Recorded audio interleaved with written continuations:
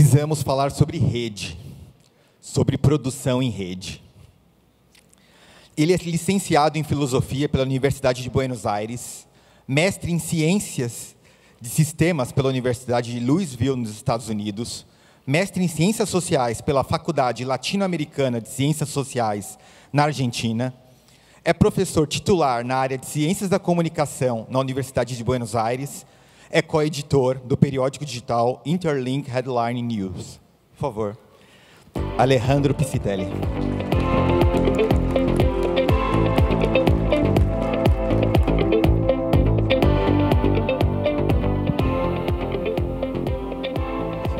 Bueno, buenos días. Muchísimas gracias a UNO Brasil por haberme invitado.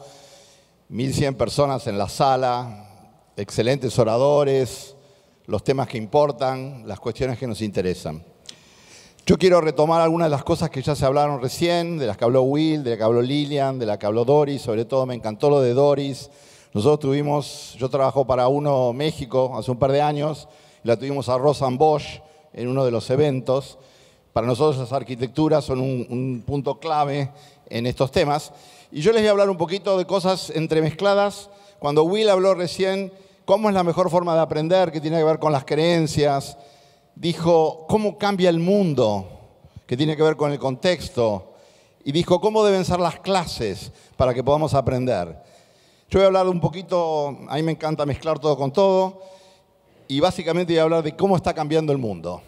Y hacia dónde estamos yendo y cómo eso lo traducimos educativamente. Tengo una cátedra en la Universidad de Buenos Aires hace muchos años, en la carrera de Comunicación Social, y en los últimos años trabajamos en estos proyectos de cambios educativos en el aula universitaria, diseños de una clase durante un año donde mezclamos chicos de distintos años y hicimos arquitecturas de aprendizaje, un laboratorio Maker en el año 2012, que fue el padre de muchos laboratorios Maker que hicimos de otros lados, una experiencia en México muy importante, cultura digital, 4 años, una escuela inmensa, donde empezamos con tecnología educativa, pasamos después a cuestiones que tenían que ver con la cultura digital y terminamos haciendo diseño organizacional.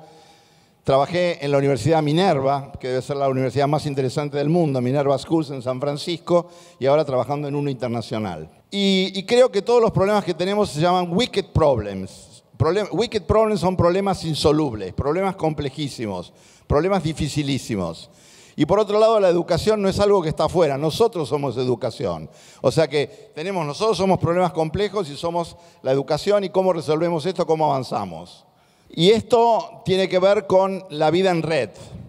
Internet no se creó la semana pasada, Internet se creó en el año 69. El año que viene cumplimos 50 años de Internet. Y Internet dividió la historia en dos. Llámese Internet, llámese plataformas sociales, llámese Web 2.0. El mundo fue una cosa antes y una cosa después de Internet. Estos son 30 segundos en Internet. Son millones de cosas que están pasando permanentemente. Vivimos en una cultura conectada. Y esto tiene mucho que ver con lo que dijo Doris, porque esta charla va a tener una doble dimensión. Va a tener una dimensión tecnológica, educativa, y una dimensión filosófica. Y la dimensión filosófica tiene que ver con que nosotros venimos de una cultura dualista. Y lo dijo Will también antes. La izquierda y la derecha. Esto o lo otro. Una opción en contra de la otra. Y nosotros, si queremos crear una escuela nueva para un mundo nuevo, con instituciones nuevas, tenemos que salir de ese dualismo, tenemos que empezar a pensar en términos de paradojas, donde está esto y lo otro, no esto o lo otro. Es un mundo VUCA. ¿Qué quiere decir VUCA? Un mundo volátil, incierto, complejo y ambiguo. Volátil, incierto, complejo y ambiguo. Es un mundo donde nos encontramos con cosas como estas, por ejemplo. Un gráfico increíble que nos muestra en un solo gráfico 2000 años de historia económica. No necesitamos 50 libros, millones de gráficos, sino en un solo gráfico podemos ver el peso más importante en este momento comparando Estados Unidos con China a lo largo de 2000 años de historia. Es un mundo tan insólito que ya es un mundo donde empezamos a crear vida. Eso es un ratón sintético. Estamos empezando a crear animales, a clonar animales, a crear animales. Y hay gente que imagina cosas muy locas. Eso que está flotando ahí, que lo vamos a ver en un video ahora, es una ciudad que va a flotar alrededor de las ciudades que tenemos nosotros. Pasa el video, por favor. Of New York City construction. The massive skyscraper will be set up in sections, and each with a designated purpose. Business will be conducted at the lower end of the towers, and sleeping quarters will be positioned 2/3 of the way up the building. Residents will also have access to a gardening area, a place for worship, and in the bottom level will be sections for dining, shopping and entertainment. The architects have plans to design shape-shifting windows that change their size and height in order to deal with the pressure and temperature differentials. The architects plan to take full advantage of the skyscraper's location and will place solar panels at the uppermost levels to generate power from the sun. O sea, es un mundo increíble. Esto llega un sobrecito a nuestra casa, ni siquiera nos pinchamos el dedo, ponemos saliva en el sobrecito, lo mandamos por correo y por $100 nos devuelven nuestra muestra de DNA. Por $100. Eso costaba $100 millones hace 10 años atrás. Este señor nació con una enfermedad que se llama acromatosis. Quiere decir que él no ve colores, solo ve en blanco y negro. Pero a él se le ocurrió que si no podía ver los colores, ¿por qué no podía escuchar los colores? Y se implantó en la cabeza esta antena. Mi objetivo era ser transespecie, o sea, poder añadir sentidos y órganos que no son humanos. En mi caso, la antena no es un órgano humano, nuestros sentidos están limitados. Si nos unimos a la tecnología, pues podemos romper estos límites y percibir mejor la realidad. Percibir mejor la realidad, percibir otra realidad. Hans Rosling murió el año pasado, visualización de información, tiene 6 charlas TED increíbles, búsquenlas, tiene que ver con la evolución del mundo y sobre todo con la idea de que no se puede opinar sin datos, factfulness, lo decía Will al principio. Estados Unidos está atravesado de verdades alternativas inventadas por el presidente Trump. ¿Cómo combatimos las verdades alternativas? A través de hechos, no de opiniones. En las escuelas nos faltan hechos, nos falta información. Y mientras tanto, llegan estas superinteligencias, se habló un poquito de inteligencia artificial, hemos perdido la confianza en el futuro. En Brasil lo tienen ustedes con un presidente que tiene 2% de aceptación de votos. 2%, hay que gobernar con 2%. Vamos a ver cuando vuelve la confianza. Y la inteligencia artificial que la vemos en películas de ciencia ficción y que nos asusta, nos amenaza, nos aterroriza y sin embargo va a atravesar todo lo que estamos haciendo. El señor de abajo se llama Mark Zuckerberg, compareció frente al Congreso de Estados Unidos hace poco tiempo por haber ayudado a ganar las elecciones fraudulentamente con robots y troles rusos. Es un mundo muy complicado y por otro lado tienen este dato, ¿no? Bebés que están naciendo en este momento en Estados Unidos, 100 años de promedio, y en poco tiempo más vamos a vivir por lo menos, sin ninguna ingeniería genética, 142 años. Entonces el problema no es si las máquinas piensan o no, sino si los humanos pensamos. Y nosotros en esta sala venimos a pensar, y venimos a reinventar, y venimos a entender. Y venimos a entender en un mundo muy difícil, porque vivimos en un mundo GAFA. Un mundo GAFA es el mundo formado por Google, Apple, Facebook y Amazon, que es un mundo que en este momento está controlando al mundo real. Mientras tanto, sabemos que Internet es un motor de conectar cabezas increíbles. Lo dijo Lilian recién cuando hablaba de los formatos híbridos. Lo decía William. No podríamos tener esta conferencia, no podríamos tener estos datos si no fuera gracias a Internet. Pero lo que necesitamos es juntar al mundo real con el mundo virtual. Tenemos que tener un solo donut. Necesitamos hacer un diseño participativo. Nosotros en el año 2009 creamos esto, lo pueden bajar en internet, el proyecto Facebook y la postuniversidad. Pusimos a todos nuestros alumnos en Facebook en el año 2009. En el año 2009 había 40.000 usuarios de internet en Argentina, 100 millones en el mundo. En este momento hay 30 millones de usuarios de Facebook en Argentina y 2.300 millones en el mundo. We're now collecting exabytes and petabytes of data, and we're looking through that data set using incredibly powerful algorithms to see what we would never see before.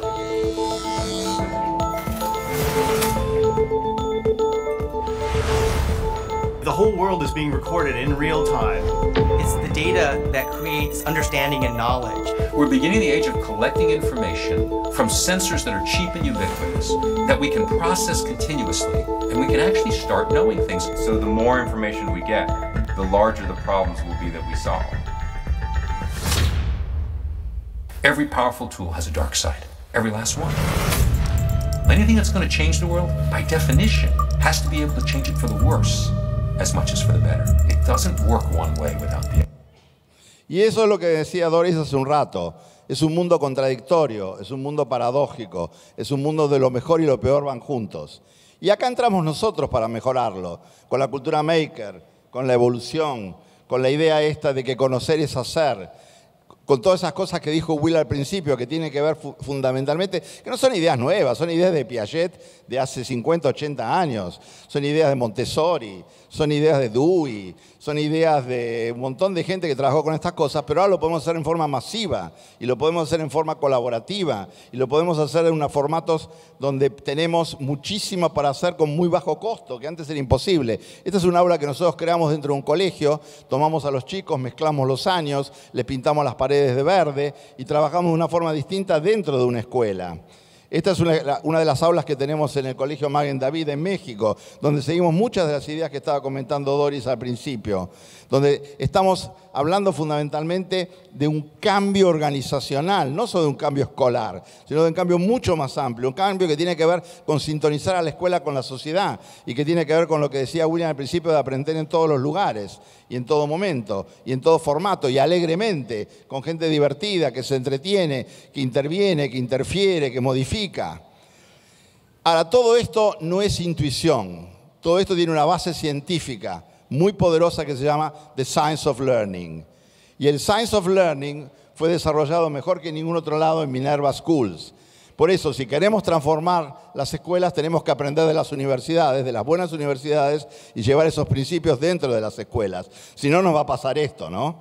El grito de Munch en versión Trump, ¿no? Y nosotros no queremos que pase eso. Nosotros queremos tener escuelas como las que se comentaban antes, que se mostraban, y que estos datos no sean simplemente datos, sino que sean conceptos, que todas estas cuestiones que tienen que ver con la programación, con las plataformas, con los protocolos, se conviertan en nuevas estrategias de aprendizaje. Y para eso fuimos a Minerva, trabajamos con ellos.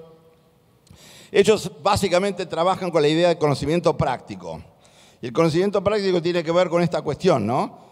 De cuáles son los objetivos, cuáles son las competencias de core y cuáles son los objetivos de aprendizaje.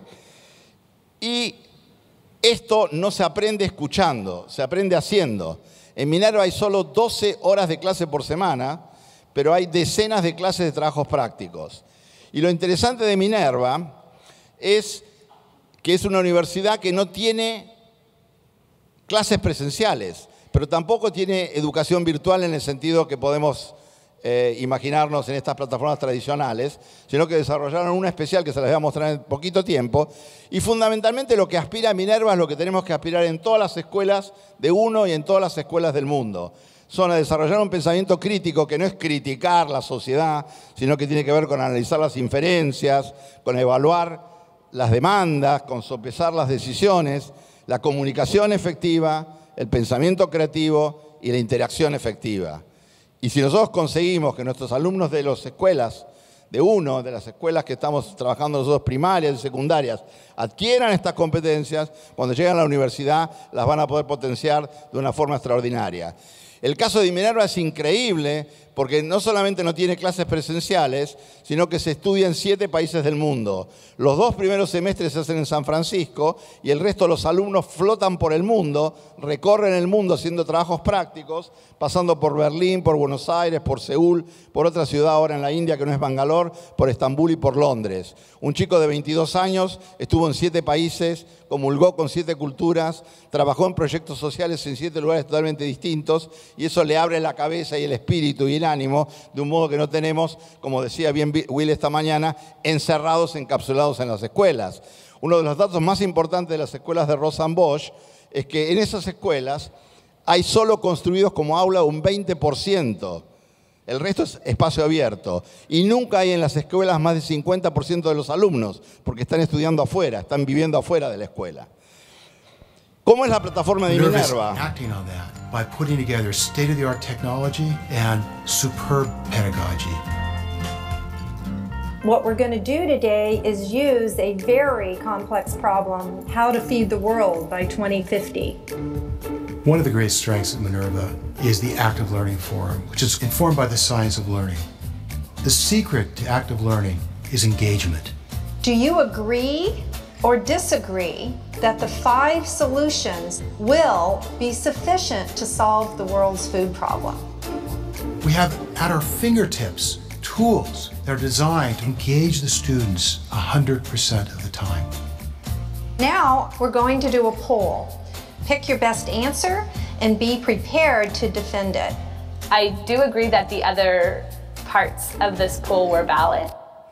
O sea, es una plataforma donde solo hay 18 alumnos, donde están todos en primera fila, se ve perfectamente lo que están haciendo, donde no hay currículum en sentido tradicional, sino big challenges, grandes problemas, los grandes problemas que tenemos que resolver nosotros, y donde fundamentalmente hay una Learning Analytics atrás que está registrando todo lo que está pasando y está viendo qué contesta cada alumno, qué dice cada profesor, etc.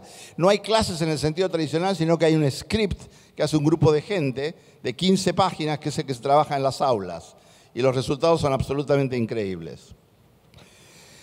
Entonces, para ir cerrando, para nosotros crear es remixar.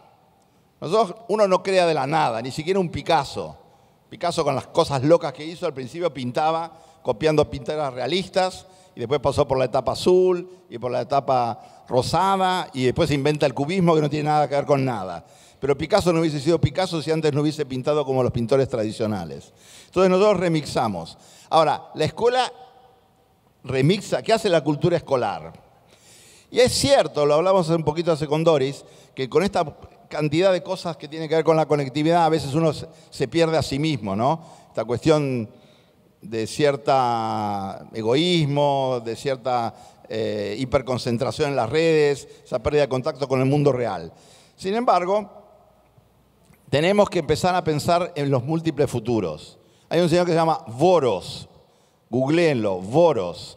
Y Voros lo que dice es que el futuro no necesariamente es un futuro sin sorpresas, sino que nos podemos abrir a todas esas dimensiones, porque el futuro lo estamos creando en cada momento.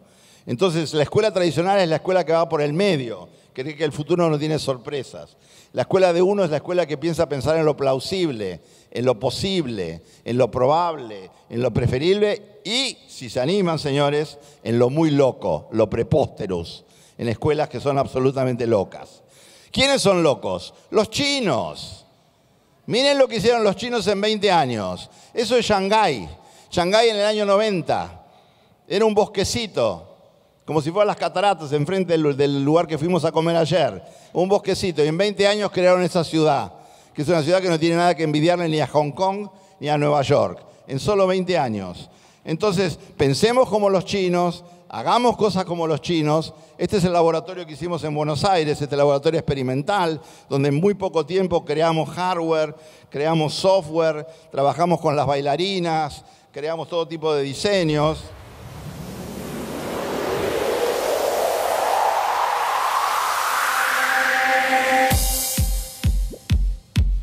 Y de alguna manera la cultura maker que queremos introducir ahora en UNO tiene mucho que ver con esto.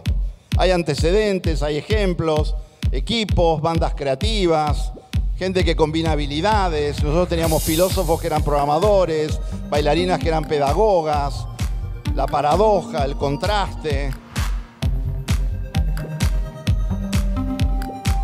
la alegría de la gente que participó, adultos, chicos, gente del currículum, gente extracurricular, 16 personas. Lo analógico, lo digital, la prueba, el error. Después pueden ver el video. Y de acá que sacamos, y con esto vamos terminando, sacamos 5 ideas básicas que tiene que haber en cualquier escuela del futuro para sintonizarse con este futuro. Las arquitecturas del aprendizaje, las actividades y contenidos codiseñados, las pedagogías inmersivas interactivas, la cultura maker y sobre todo el concepto filosófico, epistemológico, que tiene que ver fundamentalmente con pensar y hacer. Con pensar y hacer. Por eso, el mundo tiene todas estas dimensiones, todas estas posibilidades increíbles, todos estos desafíos. Lo único que necesitamos es que los docentes unos no se rajen, no se rompan bajo presión, a seguir trabajando. Muchísimas gracias.